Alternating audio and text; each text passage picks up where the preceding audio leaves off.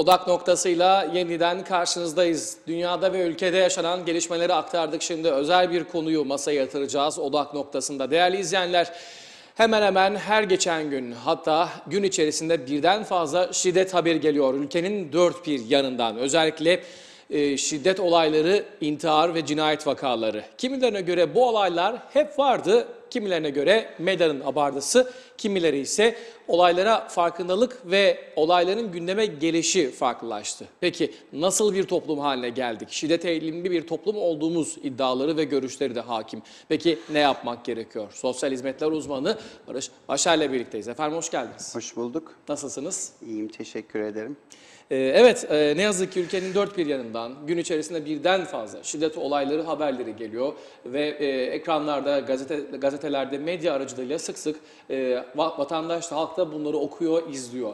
Kimileri medyaya şikayet ediyor çünkü bu şiddet olayları hep vardı, medya abartıyor diyor. Kimileri ise şiddet eğilimli bir toplum haline geldiğimizi ifade ediyor. Peki bu durum eğer gerçek ise, şiddet eğilimli bir toplum olmuşsak ne yapmak gerekir?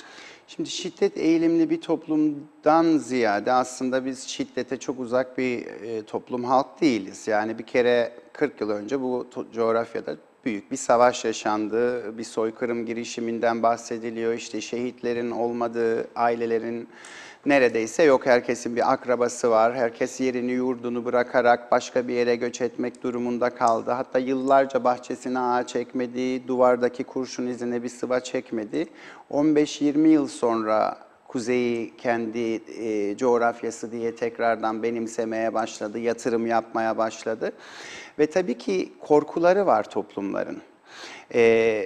Şu anda biz toplum olarak zaten hani dışa bağımlı bir ekonomik döngümüz olduğu için ekonomik şiddete maruz kalan bir toplumuz. Hani benim istediğim gibi bir yavru olursan sana para gönderirim. Yok benim istediğim gibi bir yavru olmazsan sana para göndermem gibi bir döngüden bahsediyoruz. Politik şiddete maruz kalıyoruz. Hani bizim istediğimiz gibi bir politika yürütürseniz hani ona göre istediğiniz olur veyahut da hani biz arkanızda oluruz veyahut da politik konularda siz daha bağımsız olacaksanız buyurun olun gibi bir nokta. Kaldı ki sadece hani bağımlı olduğumuz tek bir nokta yok. Bizim Avrupa Birliği ve Birleşmiş Milletler Kalkınma Programı'ndan işte sabahleyin bir mail geldi Avrupa Birliği Komisyonu'ndan. İşte yeni başlıklarla ilgili işte şunlar devam edecek, bilmem kaç milyon avro ayrılıyor kuzey için. Şimdi bir binanız var, kadın sığınma evi yapmak istiyorsunuz. Eğer Rum tapuluysa faydalanamıyorsunuz. Okullara baktığınız zaman yine birçok konuda aynı şey geçerli ve tabii ki kaynak aktarılan sivil toplum örgütleri arasında da çifte standart uyguluyor Avrupa Birliği. Yani bu da ekonomik ve politik bir şiddettir. Kaldı ki uluslararası tanınmış olmaması adanın kuzeyinin ambargolar altında olması yine politik şiddete. Şimdi bu şekilde şiddeti içselleştirmiş bir toplumda şiddet olaylarının yaşanması tabii ki bizi şaşırtmaması lazım. Çünkü şiddet bir kültür haline dönüşür toplumlarda. Eğer koruyucu, önleyici politikalar üretmezseniz şiddet bir sorun çözme aracı noktasından hareket eder insanlar. Kaldı ki işte son Özkıyım girişiminde iş insanımızın yani hepimizin canı yandı. Ama bireysel silahlanmanın bu kadar kolay olabildiği bir ülke daha yoktur. Uganda, Ruanda hani o tarz demokrasisi olmayan ülkeleri ayrı tutuyorum. Hani çok siyah bölge olarak geçiyor bütün dünya haritalarında. Hiçbir psikolojik testten, öfke kontrolü testlerinden, refleks yani bunların hiçbirinden geçmeden gidin işte belli bir miktar yatırdığınız zaman size bir av tüfeği verilir veyahut da silah taşımak istiyorsanız size bir tabanca ruhsatı verilebilir sabıkanız yoksa. Hani bununla ilgili kriterlerin zaten yeniden düzenlenmesi lazım. Çünkü mesela bilmek istiyorum ben bir vatandaş olarak hani av tüfeklerinin ruhsatlı olanını biliyoruz ama gidiyorsunuz telefon faturanızı yatıracaksınız. Yanınızdaki bey uzandığı zaman belinde tabanca görüyorsunuz. Ceketini çıkarıyor, arabasına koyacak, belinde tabancayı görüyorsunuz. Bireysel silahlanmanın bu kadar kolay olduğu bir toplum içerisinde hani şiddeti zaten biz sadece görünür olduğu zaman tartışmamız toplum olarak da bir ayıbımız. Şiddet sadece gün yüzüne çıktığı zaman konuşulan bir şey.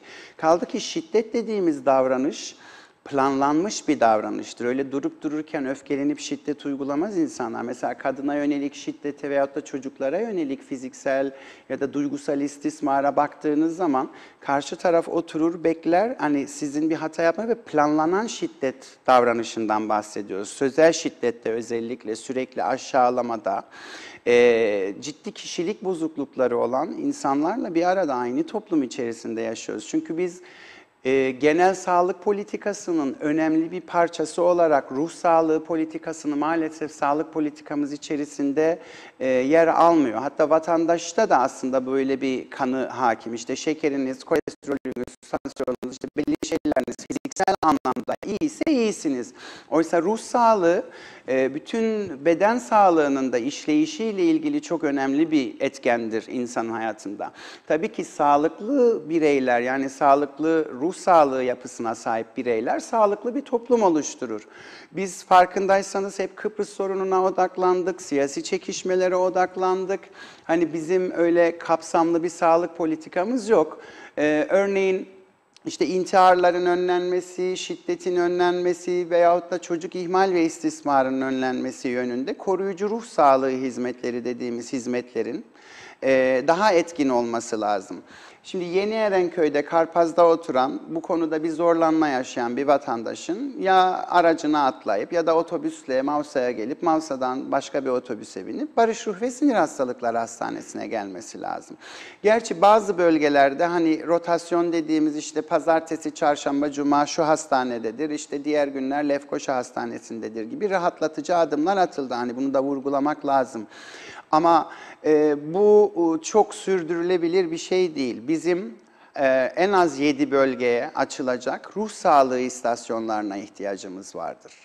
Ve bu ruh sağlığı istasyonları aracılığıyla insanların, bakın bunları tabii ki anlatırken hani biz aman kafayı yedi bu millet tamamen ruh sağlığı bozuk gibi de algılanmasın. Ama koruyucu önleyici bir ruh sağlığı politikası geliştirecekseniz bu küçük merkezlerin ilk etapta ilk adım istasyonu olarak bu insanlara danışmanlık hizmeti, psikolojik destek veyahut da sosyal destek vermesi üzerine hareket edilerek eğer ki daha acil veyahut da ağır vakalarsa belki Lefkoşa'daki devlet hastanesine aktarılabilir.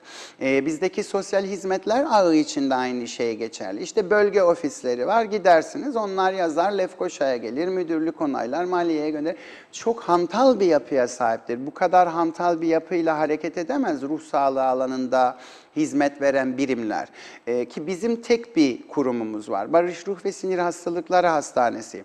Buradaki yetişmiş bir insan kaynağımız var. Hepsi çok değerli psikiyatristler, psikologlar, orada bir sosyal hizmet uzmanı da görevli. Ama kişi başına düşen danışan ya da hasta sayısına baktığınızda korkunç bir rakamdan bahsediyoruz. Hiç sabahları gittiniz mi Barış Ruh ve Sinir Hastalıkları Hastanesi'nin önüne? Korkunç bir izdiham var orada. Şimdi sağlıklı hizmet verebilmesi için en az 50 dakika, bir saat görüşmesi lazım bir meslek elemanının. Bunu yapmaya kalkarsa herhalde Şubat ayından sonraya ya da Haziran'a randevu vermesi lazım Barış Ruh Sinir'in. Dolayısıyla neye dönüşüyor? Giriyorsunuz, neyin var? Yaz ilacı çık. Hani ilaç tüketimine baktığımızda 2013 verilerinde paylaşmıştım ben daha önce. Nüfusun neredeyse 2 katı 600 bine yakın antidepresan kullanan bir ülkeden, toplumdan bahsediyoruz. Şimdi bununla ilgili İlaç Eczacılık Dairesi'nden aslında kayıtları alabilirsiniz. Hani basının aslında bu yönde hareket etmesi lazım. Leblebi gibi hap yutan insanlar var. Hani psikotik ilaçlar veyahut da antidepresan ilaçlar. Mesela soruyorsunuz, X ilacı kullanıyorum diyor. Hani bir psikoloğa ya da psikiyatrise yönlendireceksiniz size başvurduğunda. Size kim yazdı bu ilacı diyorsunuz? Jinekoloğum diyor. Ya da dahiliye uzmanına gitmiş. Yani yani bunu sadece psikiyatristler yazar. Bunu yazmaya yetkili doktorlar yazar. Bunlar yeşil ya da kırmızı reçeteyle yapılan ilaçlardan bahsediyoruz. Bu konuda çok ciddi sıkıntılarımız var Mert Bey ve eczanelerin bir kısmının çok duyarlı olduğunu görüyorum. Ben de giriş çıkışlarımda ya da kendi mahallemde olan bir eczane var. Mesela ben dikkat ediyorum, gidiyor bir astımla ilgili bir ilaç, reçeteniz var mı diye soruyor. Çünkü siz kötüye kullanabilirsiniz o maddeyi. Hani bu konuda ruh sağlığı politikası politikası açısından çok ciddi sıkıntılarımız var. Yani devletin koruyucu, önleyici bir ruh sağlığı politikası yok ve genel sağlık politikasının çok önemli bir parçası olarak kabul edilmiyor. Ve çok daha önemli bir noktası daha var bunun. Yıllardan beridir psikologlar bir meslek yasası için mücadele ediyorlar. Kıbrıs Türk Psikologlar Derneği var, Bağımsız Psikologlar İnisiyatifi var. Her hükümet geldiğinde söz alıyorlar, söz veriyorlar onlara. Ama bununla ilgili psikologların maalesef çalışma koşullarını belirleyecek, görev tanımlarını yapacak ve yasal yetkilerinin ne olduğunu, hani bununla ilgili kapsamlı bir yasa çalışması çok uzun bir zamandan beridir mecliste beklemesine rağmen hep ivedilikli yasalar, başka yasalar. Oysa bu çok önemli, hatta birinci gündem maddesi haline getirilmesi lazım. Kaldı ki mecliste psikiyatrist olan veyahut da doktor olan çok fazla vekilimiz var. Ama belli ki onlar bile ruh sağlığı politikasının, sağlık politikasının çok önemli bir parçası olduğunun farkında değil. Biz ehliyet verme konusunda da, araç sürüş ehliyeti verme konusunda da hiçbir psikolojik testten yine geçirmiyoruz sürücü adaylarına. Hani çok çağ dışı yöntemlerle biz ehliyet veriyoruz. Tamam, bir sürücü okulları işte birliğimiz var, tamam, onlar çok etkin çalışıyorlar ama şu anki ehliyet alması, ben biliyorum çok ağır derecede dikkat eksikliği, hiperaktivite bozukluğu var. Sağa dön desen sola dönecek, yani devletten maaş alan, yaşamını organize edemeyen insanlar var. Günde 3 kere bir yere çarpıp kaza yapabiliyor ama hiç sorgusuz ehliyet verilebiliyor bunlara. O yüzden psikologlarla ilgili yasal düzenlemenin ya da ruh sağlığı alanında çalışacak uzman ekibin görev tanımlarının yapılandırılması ve tanımlanması için en kısa sürede meclisimizin adım atması lazım. Hayatımızın bir parçası. Yani biz sadece bedenimize değil, sahip olduğumuz ruhumuzla da birlikte yaşıyoruz. Yani bir robot, bir makine, bir duyguları olan değil. bir varlıktan Evet. bahsediyoruz. Bizi Evet. diğer tüm canlılardan ayıran en önemli özelliğimiz, hani onların da duyguları var, yok demiyorum, özellikle tüylü dostların kesinlikle bizden belki de çok daha farklı bir duygusal dünyaları var ama biz iletişim kurabilen, teknolojileri kendi lehine geliştirebilen, hatta doğayı bile yeri geldiğinde çok sorgusuzca mahvedebilen çok garip bir varlıktır insanoğlu. Ama ruhsal sağlığımız bizim genel sağlığımızın çok önemli bir parçasıdır.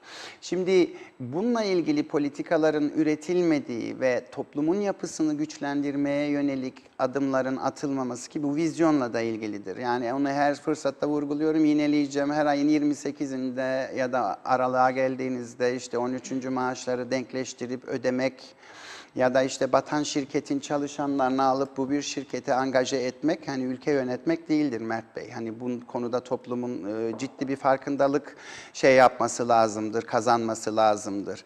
İşte görüyoruz, sol görüşlü parti iktidarın başını çekiyor ama asgari ücret tespitinde de hani ne kadar özel sermayeyi koruduğuna da çok kolay şahit olabiliyoruz. O yüzden devletin icraatları konusunda toplumun da çok ciddi sorgulayıcı olması lazım. Mesela benim buradan bütün halka bir çağrım var. Ben kendi adıma bir vatandaş olarak ki sivil toplum örgütleri örgütlenmeli.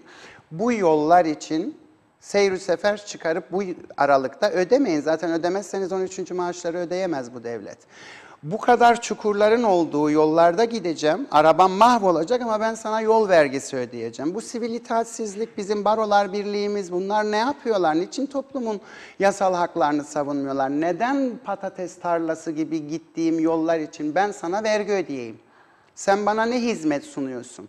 Yolların çökmüşlüğünden kaynaklı, hani insan faktörü birinci sorundur trafik kazalarıyla ilgili ama bir bakıyorsunuz, siz de gidip geliyorsunuz Girne Lefkoşa arası, hani o yolu tanımayan, ki görüyoruz ki araçların karşı şeride uçtuğunu, işte yurt dışından gelen öğrencilerin canından olduğunu orada. Ondan sonra bir görüyorsunuz ki gelip işte Sayın Başbakan ya da işte o ilgili bakan orada, biz buraya bariyer taktık. Allah kimseye öyle bir acı vermesin ama benim bir yakınıma bir şey olsa ben orada boğarım yöneticiyi, onu söyleyeyim size. Bakın, şiddete yönelik bir şey söylüyorum. Benim evladım öldükten sonra sen gelip oraya bariyer koyacaksın. Yüzsüzlükten başka bir şey değildir bu Mert Bey. Başka bir şey değildir bu. Hiç görüştünüz mü yavrusunu ya da çok yakınında olan birisini trafiğe kurban vermiş bir aileyle? Ne trajediler yaşanıyor bu ailelerde. Hayatları bir kere daha eskisi gibi olamıyor. Evladı hiçbir şeye değişemezsiniz. O yüzden bizde devlet şu anda vatandaşına düşman konumdadır. Bizim KKTC vatandaşlarını bu devletten korumamız lazım. Gerçek söylüyorum size. O yüzden sivil toplum örgütlerinin çok daha etkili bir uyanış yaratması lazımdır bu toplumda. Evet. Sen ne hizmet veriyorsun ki benden hangi vergiyi toplayacaksın? Kesinlikle sivil itaatsizlik başlatılıp kimse seyri seferini çıkarmaması lazımdır bu aralıkta. Ben çıkarmayı düşünmüyorum ve bir vatandaş olarak da yasal haklarımı arayacağım yani. Bunu buradan söylüyorum. Destek olmak isteyenler de lütfen bizle iletişime geçsin ve sivil bir inisiyatif oluşturarak bu baskı unsurunu yaratalım. Aslında şiddetle ilgili toplum muyuz yoksa buna doğru gidiyor muyuz diye soru sormuştum. Siz demiştiniz ki Sivil itaatsizlik, şiddetsiz eylem. Çatışkı diyoruz biz buna. bunun için söylememiştim. Az önce trafik kazalarıyla ilgili olabilecek bir durum sözünüzü kesmemek için onları da araya girmemiştim. Şimdi yine o noktaya dönmek istiyorum. Evet, böyle bir durumda herkes her şeyi yapabilir. İnsanın canına yani canı kadar sevdiği birisinin başına bir şey geldiği zaman o zaman dünyaları gözü görmez. Evet. Bu aslında bir şekilde hepimizin aman bir şey olursa ne yaparım da yaşamak durumunda kaldığı bir durum. Az önce siz bile yani bir ben çok neden bilmiyorum. böyle bir etkileniyoruz. Çünkü evet. haksızlığa uğramışlık duygusu toplumun genelindeki yaygın hakim kanı şu. Yani herkes yönetimden ve gidişattan şikayet ediyor farkındaysanız. Bu hınç kültürü aslında şu an toplumda yaygınlaşan. Linç etme kültürü, evet. Bunun bir sonraki merdivenini tırmandığınız zaman o linç kültürüne gelecek. Yani bu bizi yönetecek olanlar ya da yönetmeye aday olanların aramızda artık barınamaması, yani artık öyle düğünlere, derneklere, cenazelere gidememesi demek haline gelecek. Ve bunu bazı yerlerde ben karşılaşıyorum.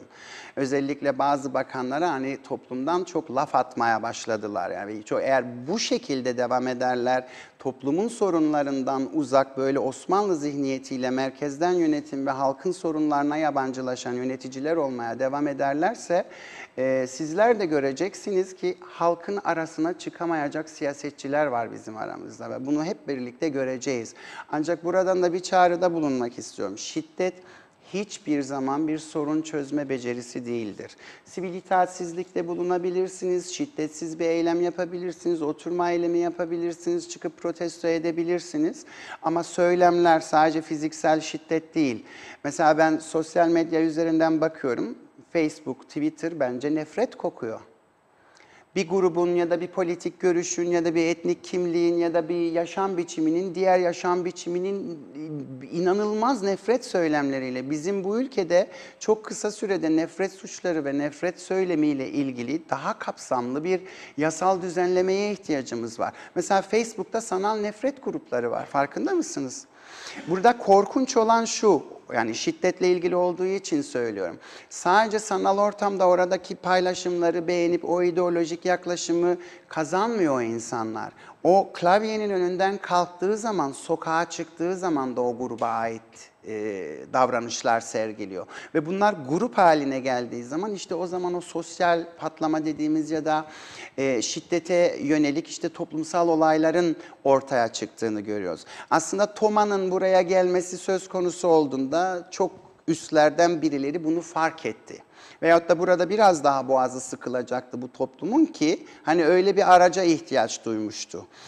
Ondan sonra kalktı ortadan herhalde çözüm süreciyle ilgili evet desin Kıbrıslı Türkler hani ne olursa olsun bir çözüm olsun da artık kurtulalım gibi bir psikoloji de yaratılmaya çalışılıyor. Bakın basındaki ilk 5 sayfaya baktığınız zaman çok ciddi bir algı yönetimi var şu anda toplumda. Sadece suç olayları, adli vakalar, tecavüzler ve işte şiddet olaylarıyla ilgili bu kadar küçük bir toplumun iç güvenlik algısını zayıflatan haberler yapıyor medya. Türkiye ile ilgili haberler 15. sayfadan önce ben görmedim hiçbir gazetede. Dünya ile ilgili haberler 20-21. sayfa. Bu çok ciddi bir algı yönetimidir. En basit örneğini söyleyeyim size. Çok 90 kilometre, 70 kilometre yakınımıza bir nükleer santral yapılıyor Akkuyu'ya. Yani zaten Mersin çok güzel bir yer. Benim Türkiye'de en sevdiğim yerlerden biri. Yani bütün ömrümü orada bile geçirebilirim. O ayrı bir konu. Yani doğayı harap etmesi veyahut da o büyük riski taşıması. Ama hani bizim ülkemize baktığınızda biz kendi pis pisliğimiz, affedersiniz, top oynuyoruz bunun içinde. Orada artık proje bitmiş, artık ona başlıyorlar, şey yapılacak. Biz yeni uyanmaya başladık. Çünkü medyanın önümüze koyduğu kim kime tecavüz etti, kim kimin ne yaptı, kim kimin boğazını kesti. Tamam, bu haberler olsun. Ama Kıbrıs'taki toplumun, yani adanın kuzeyindeki halkın sadece sorunu suç oranlarının artması değil. O yüzden medyanın da bence bir yapıcı eleştiri olarak söylüyorum bunu, bir silkelenmesi lazım. Öyle bir toplumsal bakış açısı yaratıldı ki sadece dünya saray önündeki siyasetten ibaret, bütün dünya Kıbrıslılardan ibaret, sadece Kıbrıs sorunundan ibaret. Dünya çok hızlı dönmeye devam ediyor Mert Bey. Birçok sürdürülebilirlik dediğiniz zaman insanlar bakıyor, genç kuşak bakıyor. Sürdürülebilir ekonomi, sürdürülebilir çevre, sürdürülebilir eğitim, sürdürülebilir sağlık. Sizden sonraki kuşaklara bırakacağınız mirastır aslında sürdürülebilirlik kavramı. Kim bundan bahsediyor bu ülkede? Ben mesleğim adına hani sosyal hizmet toplum mühendisliğidir. Riskleri görürsünüz, bir değişim ajanıdır sosyal hizmetler. Orada size gelen vaka sayısına baktığınız zaman dersiniz burada sarıdan kırmızıya geçmişiz, alarm var. Mesela hep verdiğim bir örnek son dönemde intihar girişimlerine veyahut da sonuçlananlara baktığınız zaman 70 yaşta 4 girişim, 3'ü öyle sonuçlandı bir yıl içerisinde. Demek ki ve bunların büyük bir çoğunluğu da Girne bölgesinde, Lapta, Alsancak falan. Demek ki yaşlılarla ilgili bir sıkıntımız var bizim o yaşta. Yalnızlık duygusu mu yaşıyorlar? Ekonomik sıkıntıları mı var? Evlatları kapılarını mı çalmıyor? Ama devlet nerede bu konuda? Devleti sorgulamak lazım. Şu anda devlet sadece maaş alan yaşlıları biliyor ve her yıl bir de yoklama belgesi gönderiyor. Ve yaşadığını ispatlamak için gidecek ve kendini gösterecek formuyla beraber ya da muhtara imzalatacak onu. Yaşıyorum ben diye. Sen niçin çıkıp klimalı odanın altından gidip ne yiyorsun be amcacığım, teyzeciğim, nasıl yaşıyorsun, elektriğin kesik mi, ısınabiliyor musun kışın diye kaç kere ziyaret ediyoruz biz devlet kurumları olarak? Bir kere bile etmiyoruz Mert Bey. İnsanlar tek başına yaşarken hayatını kaybetse artık çürümeye başlayıp çevreye koku yaydığı zaman onun yaşadığı sonu, ki bu kadar onur kırıcı bir ölüm olamaz. Mesela evsiz, yıkıntılar içerisinde kalan bir amcamız vardı. Alkol kullanıyordu, olabilir, toplum onu ötekileştirdi. O ölümü hiçbir insan hak etmez, o şekilde hayatını kaybetmeyi. Bu devletin bu kadar aciz olduğu, yani bakın ne diyoruz, hep öfkeleniyoruz aslında. Hep sözel o hınç kültürüyle, haksızlığa uğramışlık duygusuyla, ama bunu bizim başımıza geldiği zaman da tepki gösteriyoruz. Onun için bunlar bizim kapımızı çalmadan, bizim bahçemize, evimize ateş düşmeden hep beraber topyekün bir birlik halinde olmamız lazım. Şiddet ve bu yaşadığımız aslında travmalar toplumsal bir afete dönüşmeden önce Ama artık bir şeyler yapmak gerekiyor. şu an biz gaz sızıntısı altında yaşıyoruz. Evet. Bir kibrite bakar yani toplumda ve çok sessiz gibi görünen bir sosyal patlama yaşanıyor. Ama çok ciddi bir gelir dağılımında sosyal bir adaletsizlik var. Düşünsenize belli bir kesim şimdi 13. maaşları alacak. Yemeler, içmeler, asgari ücretle özel sektörde çalışanlar da güne talim edecek. Bu çok büyük bir sosyal adaletsizliktir bir toplum içerisinde. Veyahut da bir kısım insanlar milyonlarca lira her ay kaynak ayrılacak, oturduğu yerden para alacak. Hem az bir para değil. Bir müşavirin aldığı parayla 4 kişi istihdam edersiniz daha devlete. Bugün anda. belki daha Asgari fazla. evet. Evet. Daha fazla. Onun için yani kaynakların etkin kullanımı da toplumun psikolojisine çok yansıyan bir şey. İşte biz adı karşılıksız hibe midir, borç mudur, nedir? Yani Türkiye'den gelen bir kaynak var. 40 yıllık sürece baktığınızda biz adanın kuzeyinde bir Hong Kong yaratmalıydık. Mert Bey, yani bambaşka bir ülke yaratmalıydık. Hani Hong Kong derken mecazi anlamda, asla öyle yüksek binalar istemem ben ülkemde. Anlıyorum, ama mesela şunu da anlıyorum. Bir Almanya evet hiçbir zaman kıyaslama kabul götürmez ama en azından ölçek itibariyle, ama küllerinden doğan bir ülke tabii ki. Almanya. Japonlar da öyle. Japonya'da öyle. İsrail, Ki ambargolar da söz konusu değil miydi? Hala aynı ambargolar devam etmiyor mu Almanya Filistin üzerinde? halkına bakın ya, onlardaki birliğe bakın, hani duvarlar arkasında. Onlar hani her biz gün akvaryum 74 gibi mi? Onlar her gün 74 Aynen öncesini öyle. yaşıyorlar. Suriye'deki Her halka gün. bakın. Suriye'deki halka bakın. Hani biz çok eski değil, burada 40 yıl önce bunları yaşadı. İşte bir büyüklerimizden dinliyoruz. O savaşın travmaları da çok önemli. Şüphesiz. Geçenlerde torununa bağıran bir babaanneyle pardon karşılaştım. Oturduk kahve içiyoruz. Çok sinirli. Kendi de kabul ediyor. Agresif, yaş ilerlemiş, yorgunluk ama hiçbir zaman çocuğa bağırmayı kabul etmeyiz. Biz yani onu şey yapmak için zaten o görüşmeye gittik. Konuşmanın sonlarına doğru savaş yıllarına geldi. Tabii o dönem genç bir kız. Gelecekler, sizi tecavüz edecekler. Neler olacak? Ya bu korkuyu bir insanın yaşaması, bir kadının yaşaması gibi böyle olayların yaşandığını da biliyoruz. Çok konuşmuyoruz bu toplumda. Aynı şey bunlar için de geçerli. Savaş yaşandı çünkü. Ve en mağdur olan bu konuda her zaman kadınlardır, çocuklardır. Buna ilgili biz bunları hiç tamir etmek için bu kaygıları, bu korkuları, bu insanların yenebilmesi için bununla ilgili bir ruh sağlığı politikamız olmadı ki.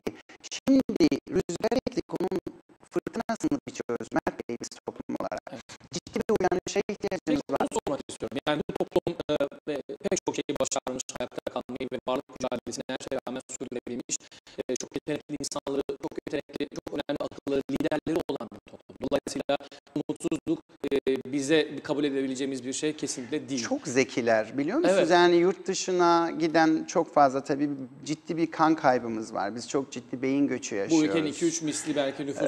Yani bir yurt bakıyorsunuz dışında yaşıyor. İngiltere'de çok başarılı doktorlar çıkarabiliyorsunuz, sanatçılar çıkarabiliyorsunuz ya da Kanada'da ismini altın harflerle kendi alana. Yani çok zeki insanlarımız var. Çok büyük şirketlerde CEO'luk görevleri Aynen yapanlar öyle. var. Hani bunların kıymetini ne kadar bildi bizim Şuraya yöneticilerimiz çekmeye peki? çalışıyorum olayı. Yani bizim için umutsuzluk kabul edebilecek bir durum değil. Kabullenme Bize söz bu konusu ceketi değil. giydirdiler. Biz de giydik oturduk. Bizden bir şey Peki olmaz. bundan sonra için yani bundan sonrası en azından bu konuyla ilgili olarak yani müzakere süreci mesela 50 yıldır devam ediyor. 68'den beri bir şeyler görüşülüyor.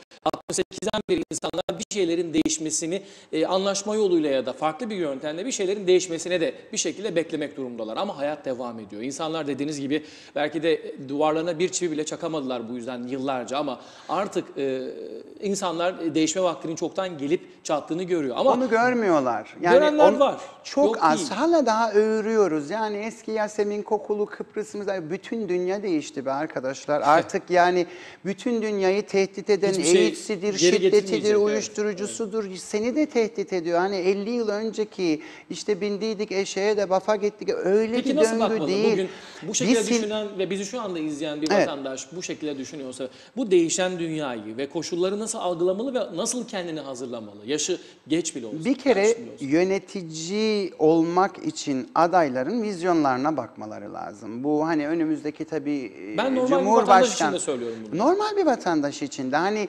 gemisini kurtaran kaptan şeklinde davrandığınız zaman ki bu yapıldı. Yani başka bir kimlik, başka bir insanın ya da başka birinin mülkünü kendi üzerine geçirebildi bu halk ve ağzını sildi, oturdu, hiçbir şey yokmuş gibi ama sonra sokağa döküldü, barış istiyor. Hani orada da çok büyük bir ironi yok mu sizce? Böyle bir toplumun hani ciddi bir uyanış yaşamaması halinde bu döngünün devam edeceğini her vatandaş görmesi lazım artık. Yani böyle kimse kimseye hap gibi hazır havadan böyle çok güzel bir ekonomi sağlamaz. Sağlamayacak da bu belli. Biz çalışarak bunu yapmalıyız. Biz daha insanca yaşayabilmek için bu coğrafyayı, yaşadığımız ülkemizi sahiplenerek daha üst mertebeye çıkarabiliriz. Ama hep birlikte çalışarak. Peki içinde bulunduğu durumu çaresizlikle tanımlayan ve yapacak hiçbir şey kalmadığını düşünen ya da buna bir refleks gösterme noktasında başkalarına ya da kendine zarar verme noktasına gelen bir vatandaşımız ne yapmalı, nasıl davranmalı, nasıl düşünmeli? Bakın, yaşam her şeye rağmen çok güzel ve bize sunulmuş bir lütuf. 2,5 ay önce çok ilginç bir vakayla karşılaştım. 6-7 kere öz kıyım girişimlerinde bulunan bir hanım ve 2 tanesinde bir gözünü kaybetmiş. Yani hani özürlü, engelli durumuna da düşebilir insanlar. Ve yaklaşık 15 gün önce ağır derecede kanser olduğunu öğrenmiş. Ve bu şekilde inanamazsınız, bir şey yapın, beni tedavi edin, yaşama nasıl tutunduğunu. Çok hayatımda ilk defa ben böyle bir şeyle karşılaştım mesela. Ama ne olursa olsun bir kere sadece kendimizden sorumlu değiliz. Mesela babalar, siz yavrunuza sordunuz mu sizden mahrum kalmak istiyor mu gelecekte ya da şey. Hani bu en son düşünülmesi gereken bir şey ve lütfen psikolojik destek almaktan çekinmeyin.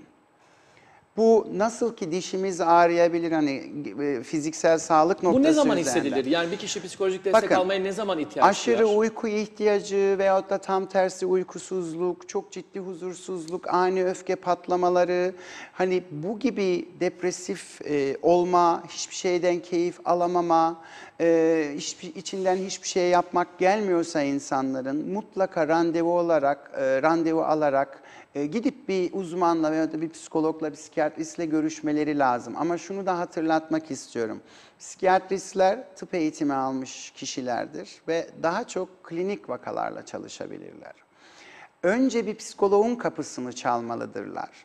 O zaten bunun gerekli olduğu kanısına varırsa veyahut da belli semptomlar, belirtiler bunu gerektirirse sonra bir merdiven daha yukarıya çıkarsınız. yani. Bizde direkt psikiyatristin kapısı çalınıyor farkındaysanız.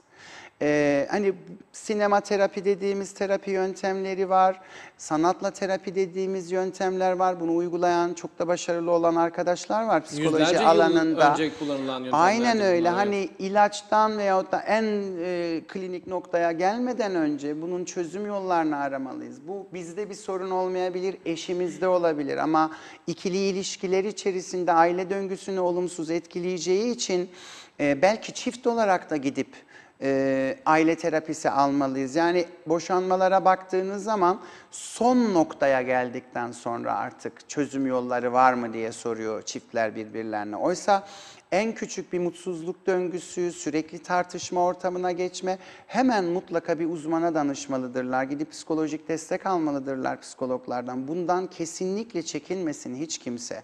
Çünkü ruh sağlığımız genel sağlığımızın, fiziksel sağlığımızın çok önemli bir etkenidir. Kaldı ki duygusal yaşantılarımız bizim bütün beyin kimyamızı etkiliyor ve bizim vücut sağlığımızı da etkileyebiliyor. Nefes alışımızı bile Nefes etkiliyor. alışımız, kalbimizin atışı, mesela nefret, öfkelenmek de aynı şekilde. Olumsuz duygular diyoruz buna. Kıskançlık, hırs. Ama bakın bu saydığım 4 konu bizim eğitim sistemimiz tarafından küçük yaşta bize kazandırılıyor. Çünkü rekabet sistemi üzerine kurulu bir eğitim sisteminden bahsediyoruz. Sürekli olarak işte bu sınavı geçersen, yüksek not alırsan şuraya yerleşirsin, şuraya yerleşirsin. Hatta devlet bile sana bir bakıyorsunuz ki kişilik gelişimi, sosyal gelişim, duygusal gelişim yok. Aileler sadece notlara odaklanmış. Öğretmenler notlara odaklanmış. Sadece akademik beceriler üzerine kurulu bir eğitim sistemimiz var. Sınavlardan tam puan çıkartırken hayatın ne kadar gerisinde ve kalıyorsunuz? onu başaramazsanız da geriye düşüyorsunuz. Hani daha düşük ücretli marjinal işlere sizi yönlendirebiliyor sistem. Ya da işsiz kalabiliyorsunuz yüksek öğrenim Belki de görseniz muazzam bile. bir yeteneğiniz söz konusuyken. Aynen öyle ama küçük yaşta bunu fark edip yönlendirmiyoruz ve bakın toplumdaki yetişkin davranışlarına, iş yerlerine, gerek özel sektör gerek devlet, yan odadaki diğeriyle kahve içmez. O onun doğum gününe katılır, o onunkine katılmaz. Hani bunu günlük yetişkin hayatında da o rekabet ve hırs durumunu çok geniş olarak görebiliyorsunuz. Trafikteki davranışlarımız bizim aslında ruh sağlığımızın bir göstergesidir. Ciddi bir göstergesidir o. Sizin nasıl bir kişi olduğunuzu anlayabiliriz yani orada sizin araba sürüşünüzden. Mesela erkeklerin büyük bir çoğunluğu aşırı hız yapmalarını cinsel yetersizliğe bağlıyor uzmanlar. Kendindeki cinsel yetersizliği ve eksik noktaları altında kullandığı araç üzerinden gidermeye çalışıyorlar bilinçaltında. Onun için ben her gün hemen hemen Mavsa'ya gidiyorum. Bir hızla geçen araba oluyor, rüzgarındansa diyorum durum çok kötü yani. Evet, böyle bu konuyla kapatmış olalım. Çok teşekkür ederiz. Önemli bir konuydu. Her geçen gün ne yazık ki dediğimiz gibi ister ön sayfada ister iç sayfalarda bir şekilde şiddet vakalarını, kişinin kendine de verdiği zarara ilişkin vakaları görüyoruz ve üzülüyoruz. Ama üzülmekle kalmamak gerekir. Son sözü yine bırakacağım size.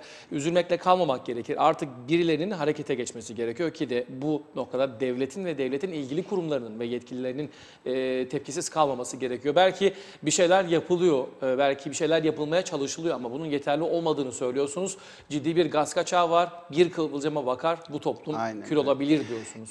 Bir de yoksullukla mücadele çok önemlidir. Hani sosyal adalet gelir dağılımındaki eşitsizlikten bahsettik. Bütün izleyicilere de buradan bir mesaj olsun ve tabii ki basına da. Mesela sosyal medyada son birkaç gündür herkesin duyarlılığı çok mutlu edici. Çocuk yoksulluğuyla mücadele etmek için herkes seferber oldu. Ancak Google Görseller Arşivine yoksul çocuk diye yazdığınızda karşınıza çıkacak bir arşiv görüntüsü vermemek için lütfen sosyal medyada çocukların yüzlerini yardım toplamak amaçlı paylaşmayın. Paylaşmayın ki biz de sizin paylaşımınızı paylaşarak bizler de destek olabilelim. Destek sistemlerini harekete geçirebilelim.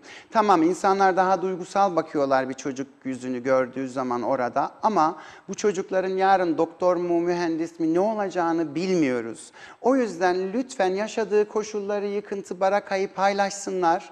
Ama çocuk yüzlerini sosyal medyada deşifre etmeyelim. Ama bütün bu kadar güzel insanın bir grup çocuk için bu kadar güzel bir mücadele ve hareket başlatması da bulunmaz bir değer. Hepsine de teşekkür etmek lazım buradan.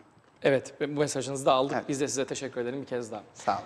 Değerli izleyenler, Odak noktasında bu sohbetle beraber programımızın sonuna gelmiş bulunuyoruz. Haftanın da son Odak noktasındaydı. Haftaya yeni bir haftanın ilk gününde yeniden görüşmek üzere. Hoşça kalın.